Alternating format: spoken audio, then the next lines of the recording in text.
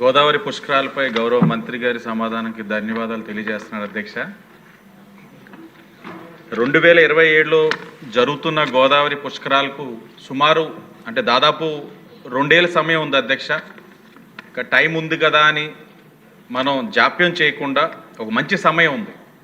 అలాగే మీరు ఈ వేసవికాలం, ఈ సంవత్సరం వేసవికాలంలో మనకు ప్రవాహం తక్కువగా ఉంటుంది కాబట్టి మనం ఏదైనా అభివృద్ధి కార్యక్రమాలు ఒక ఆలోచన ఉంటే ఒక ప్రణాళికతో వెళ్ళడానికి ఉంటుంది. అంటే నెక్స్ట్ ఇయర్ ఇంకొక 2026 అంటే ఇంకా మనకు 2 వేసవి కాలాలే ఉన్నాయి కాబట్టి దీనిపైన ఒక ప్రణాళిక ఏదైనా దృష్టి సారించారా అన్నది ఒకటి.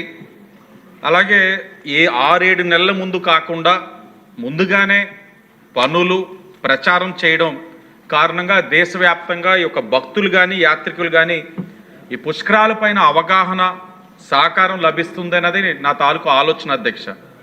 అలాగే ఇక్కడ జరిగే పనులు కూడా శాశ్వత నిర్మాణాలు అధికంగా ఉన్నాయా లేదా అన్నది కూడా చెప్పాల్సిన అవసరం ఉంది. ఎందుకంటే 2015 పుష్కరాలు ఆనాడు చూసినట్లుంటే అధ్యక్ష, నా నియోజకవర్గంలోనే కోట్లింగాల రేవ్ ఘాట్ సుమారు 1.2 కిలోమీటర్స్ పొడుగైన ఘాట్ అధ్యక్ష, అది రికార్డ్. ఈరోజు కూడా ఆ ఘాట్ మనకి యాత్రికులకి భక్తులకి పవిత్ర స్నానాలు చేయడానికి ఉపయోగపడతా ఉంది అధ్యక్ష.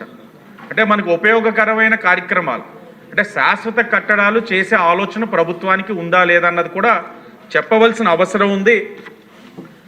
కుంభమేళా మీరు చూశారు అధ్యక్ష, బెస్ట్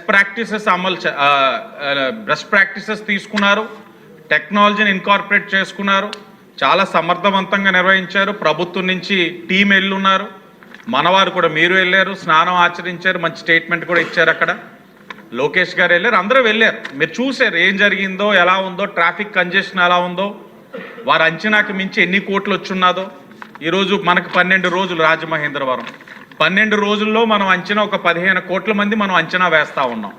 అంటే రాజమహేంద్రవరం సిటీ ఒక్కటే కాదు, పుష్కరాలు, రాజమండ్రి రూరల్ ఉంది, రాజనగరం ఉంది, కొవ్వూరు ఉంది, ఇంకా గోదావరి నీరు పారే ఆ ప్రవాహ దారిలో ఉన్న అన్ని చోట్ల కూడా జరిగే విధంగా ఒక ప్రణాళికతో వెళ్ళాలన్నది ఆ ఆలోచన ఉందా లేదా అన్నది చెప్పవలసిన అవసరం కూడా ఉంది.